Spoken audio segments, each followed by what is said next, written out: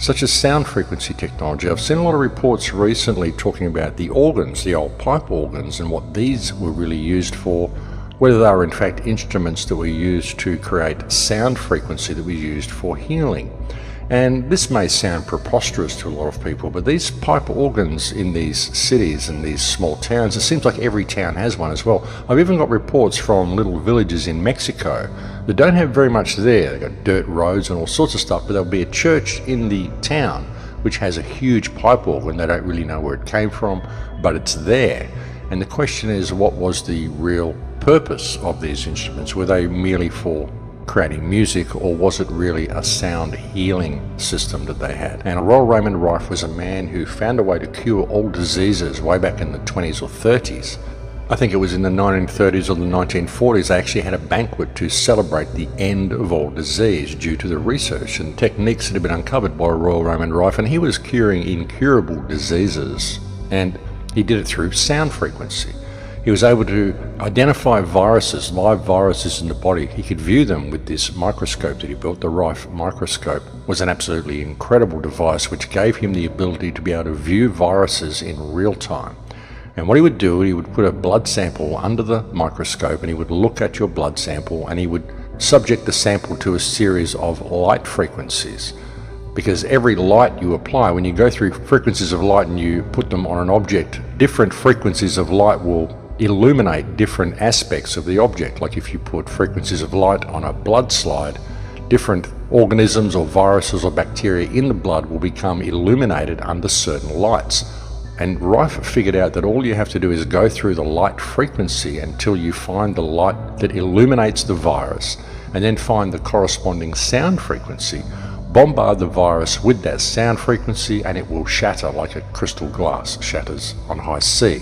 When an opera singer hits high C, they can shatter a crystal glass. It's the same thing, it's the same principle. All you have to do is find the corresponding sound frequency and you will create a feedback loop which will shatter the virus. And that's what Royal Rife figured out. So when you look at that and you think of these organs and the sound that they produce and the healing that comes from sound, I mean, any people who've gone to sound healings know what I'm talking about, and sound healings may sound incredibly new age and airy-fairy to most people, but they do in fact work. And I find all of this sort of stuff quite intriguing and quite fascinating. And the concept that we had this ancient technology is really not so far-fetched. And when you think about it and you really consider the possibility that this technology has been stolen from us, it really does provide a whole new perspective to look at things from. And you think about these huge pipe organs in these churches, folks. Who built these things? I mean, these things are amazing, the construction of them. Some of them are absolutely huge. Who figured out the frequencies and who got it all that perfect? Who tuned it? And imagine the sound field that it would set up if you went through the entire keyboard and you created that level of sound. I mean, these things are incredibly loud. You could literally cover the entire village in a sound frequency. What if people went to these church buildings and they actually sat in the organ music, and the organ music healed them of all of the bacteria in their body every week when they went to these churches? Perhaps the churches were not places of worship, perhaps they were places of healing. Just a thought. Look at the detail of these organs, look at the detail that went into the construction of them, the meticulous workmanship of them. Look at the detail that went into the construction of a lot of these buildings. When you begin to consider these type of things, even if you don't want to believe them, just considering them, it does open up a whole new train of thought for people. And if you can really consider this type of technology being a reality, then look at the type of technology we use now. Look at the 5G system. Look at all of this digital stuff that we're doing, which is so different to this analog technology that we were using. Anybody who knows the human vessel and understands humanity understands the difference between analog and digital and how it affects us on an emotional and on an energetic level. I mean, it does. I mean, we're very much analog in everything we do, and even that is not the probably correct way to say it, but the whole digital realm that we're being led into now, it's completely the opposite of any of this ancient type of technology we're using. Even the explosive type of electricity that we create through burning coal and all the things that we do to create electricity, if there was a way to simply do it through harmonizing with the ether around us, it would seem to be far more beneficial. I mean, Just think about it, folks. We're made of energy. The static electricity that is around everywhere is part of us. It's part of everything. If you're a kid, you probably had a crystal set when you were a kid, a crystal radio set. I had one when I was a child. You just combine these crystals and they harvest energy from the field, and bang, you've got electricity, you've got a radio. So why do you need to have these big coal-fired power stations? If you had crystals and copper and metal and wires and put it in the right configuration, why would you not be able to harvest energy from the field? I mean, if you can do it with a crystal radio set, why can't you do it with a huge building and create an energy field which is going to work for everybody? Makes sense to me. It's just that a lot of people aren't prepared to think that way.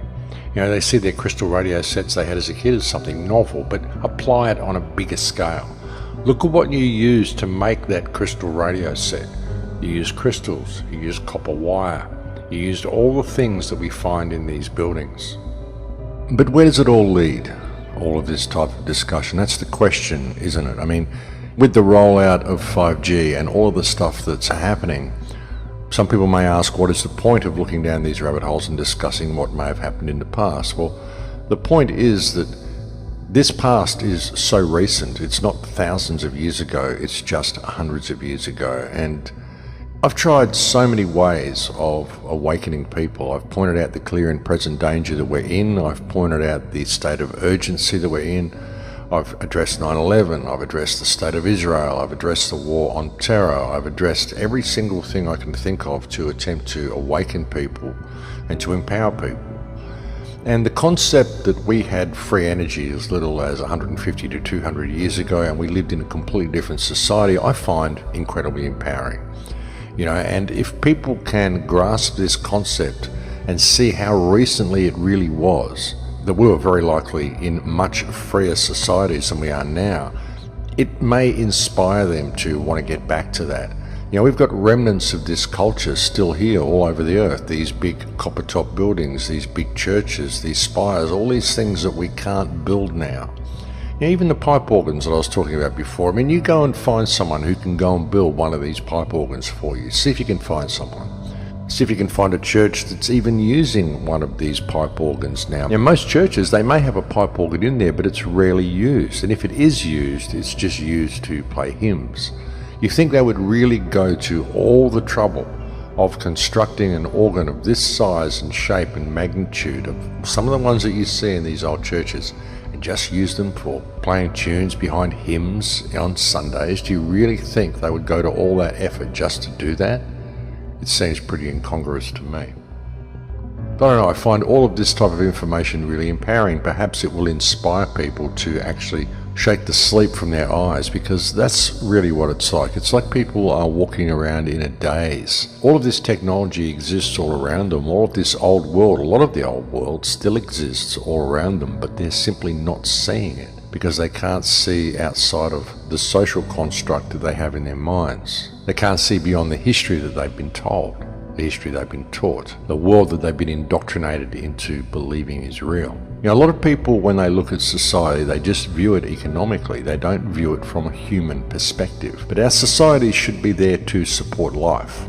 That should be first and foremost the absolute mandate of anything that we construct to have people living in. Any cities should be designed to support life. We don't need cities that are designed the way they are, that are designed to run economically and that are based on profit. Medical systems that are based on profit, energy systems that are based on profit. Everything is based on profit. It's this introduction of money and thus scarcity over the human experience which creates all of this substandard culture that we've got, all these substandard products. It removes us of everything that it means to be human by imposing this economic model over people. That's what it's been for. That's what it's been designed to do. And that's why we can never escape this system until we put all of that thinking down. If people still think economically, if people still think that this society is normal, that it should function this way, that we need to do the things that we're doing, then there's no hope for us. If we're going to continue to support these cities that we live in, which are designed to separate people and to make them completely dependent upon the system. You can't grow your own food, you can't ever survive on your own in a city. It's a jungle and it's designed to be that way, both physically and mentally. Everything about the cities is jungle mentality. survival of the fittest, only the things that you need for you to survive are not there. Unless you can exploit someone else and get the paper you need to pay to be alive to go and buy these things from some establishment, there's nothing there in your environment that you can actually use to create a life for yourself. It's all economically based. It's simply not the natural habitat of humans. Humans shouldn't be living in these cities. They don't serve us in any way, shape or form. And if you look at the way cities were constructed back in the past cultures, they very much seem to be designed in a way that would serve the people and that would benefit the people, even possibly heal the people, as we've just been previously discussing.